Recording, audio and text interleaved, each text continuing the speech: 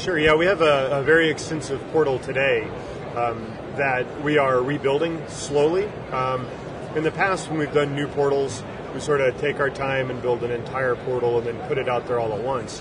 What we're trying to do this time is get a lot of customer feedback as we go. So we're developing it in a very agile way with 2 to 4 week sprints. And at the end of every sprint, we deploy the new functionality out to the public.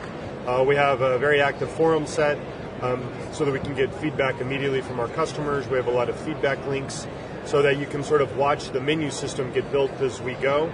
This last release that we just put out last week actually finalized the high-level menu. And now we're starting to fill in all of the sub-menu items on that as well. So our customers can really see it get built as we go. They can provide us feedback, and we're actually integrating that feedback on the next iteration as soon as we can.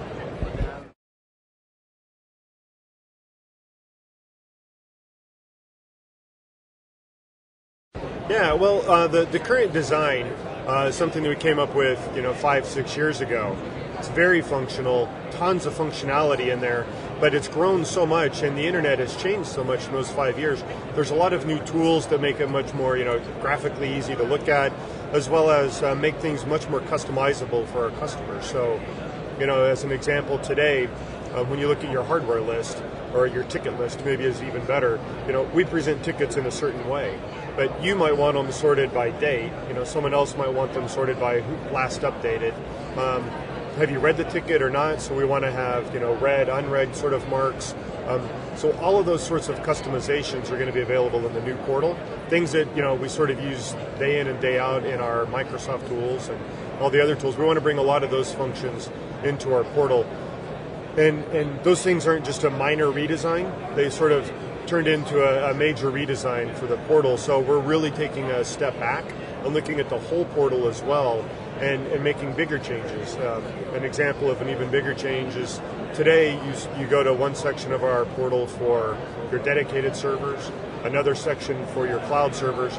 Going forward, we just have a server page, and you can manage all of your servers on one page. And the portal will be smart enough to know that there are different types of servers and what functions you can perform on them.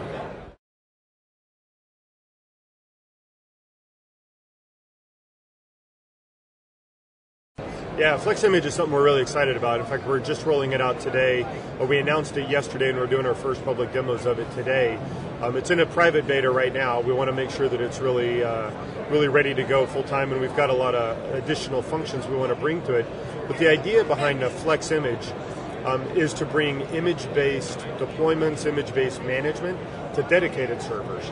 We've gotten used to image-based management and deployments with cloud servers, being able to snap an image, clone that server, reload that server, be able to scale up and scale down very quickly with the same image across data centers, across cloud deployments. All of that we can do in our cloud base. You can't do that on a dedicated server. And one of our goals at SOFTLAYER is to really eliminate the differences between cloud servers and dedicated servers so that you can manage them both completely the same way. And FlexImage is our first big step forward with that.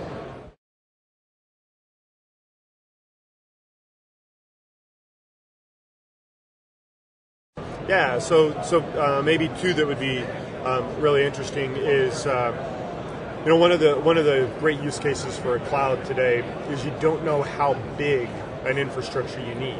So maybe you want to start with 2 or 3 cloud servers and let it grow, and you can scale it very quickly to 200 or 300 if you've got a really great success on your hands. And then maybe that settles back down to 150 cloud servers. Well, what we want to be able to do with FlexImage is let you do that exact thing. You can start in the cloud, expand. Once it begins to settle down, you can then migrate via images from your cloud infrastructure down to a dedicated infrastructure where you're no longer multi-tenant, so you eliminate some points of failure. You get a little more cost-effective infrastructure. You can really manage it and control it the way you want on dedicated servers. But you started at the cloud, and you can still leave some in the cloud, so you can burst up and down as you need to. So that'd be one example. Another use case is maybe a reselling company. It's someone who resells our servers, our dedicated servers, and hosts their business on it. A lot of those guys, they have standardized packages that they like to install on the server, and they replicate those a number of times. Today, when they replicate that, a lot of that's manual. The chef and puppet to get a lot of that scripted, but a whole lot of that stuff is still manual.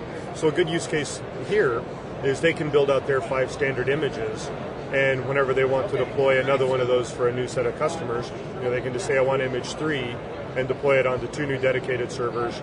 They can go in and do the final tweaking on it, and they can deploy those out to their customers. So it'll save them a lot of manual work as well.